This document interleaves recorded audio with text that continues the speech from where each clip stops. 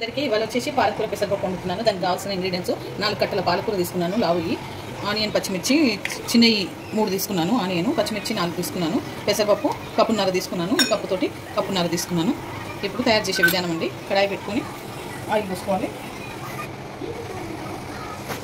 ఇప్పుడు 2.5 స్పూన్ల ఆయిల్ పోసుకుంటున్నాను, ఎందుకంటే పాలకూర కూడా ఉడకాలి కదా, అందుకని 2.5 పోసుకుంటున్నాను. ఇప్పుడు ఆయిల్ హీటెక్కిందండి, ఆనియన్ పచ్చిమిర్చి వేసేసుకుంటున్నాను. ఇవి కొంచెం మగ్గాలండి. ఓకే అండి, ఇప్పుడు ఈ ఆనియన్ వేగినాయి, దీంట్లో సగం చెంచా పసుపు వేసుకోవాలి. సగం చెంచా పసుపు వేసుకుని సాల్ట్ వచ్చేసి 2 స్పూన్లు వేసుకుంటున్నాను.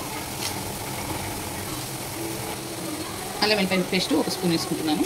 ఇవన్నీ కలుపుకోవాలి. ఒక 2 నిమిషాలు వేగాలి ఇది ఆయిల్. అది వేగిపోయిందండి. పాలకూర 2 సార్లు మంచిగా కలుపుకున్నాను, ఇది 3వసారి. ఇక ఇలా వేసుకోవాలి పాలకూర. ఫస్ట్ పెసరపప్పు కూడా 2 సార్లు కలుపుకున్నానండి. ఇక పెసరపప్పు కూడా వేసేస్తున్నాను దీంట్లోనే. ఈ వాటర్లోనే ఉడికిపోతుంది. కావాలంటే కొంచెం చూసుకొని పప్పు కూర ఉడికిందో లేదో చూసుకొని అప్పుడు వాటర్ పోసుకోవాలి. ఇప్పుడైతే వాటర్ పోయాల్సిన అవసరం లేదు.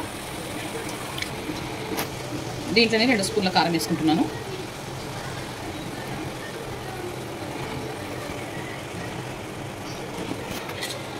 ఇప్పుడు కింది మీదకి కలుపుకోవాలంతా ఒకసారి. ఒక 15-20 మినిట్స్ దాకా చూసుకోవాలి. అప్పుడు ఉడికిందా లేదా చూసుకొని, ఉడకకుంటే కొన్ని వాటర్ పోసుకోవాలండి. ఒక 20 మినిట్స్ దాకా ఉంచుకోవాలి. మూత పెట్టేసుకుంటున్నాను. దీంట్లో ఇప్పుడు వాటర్ తక్కువ పడిందండి, నేను చెప్పాను కదా వాటర్ చూసుకొని పోసుకోవాలని. ఇప్పుడు సగం గ్లాసు వాటరు పోసుకుంటున్నాను. దీంట్లో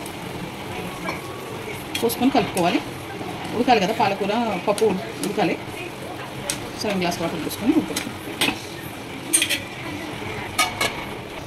ఓకే అండి, ధనియాల పొడి వేసుకుంటున్నాను.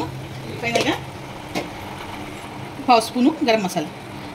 ఓకే ఫ్రెండ్స్, ఇది అయిపోయింది కర్రీ. ఈ వీడియో కనుక నచ్చితే లైక్ చేయండి, షేర్ చేయండి, కామెంట్ చేయండి, సబ్స్క్రైబ్ చేయండి. చాలా బాగుంటుంది. రోటీస్లకు కానీ, చపాతీలకు కానీ, అన్నంలోకి కానీ చాలా బాగుంటుంది. మీరు కూడా ట్రై చేయండి.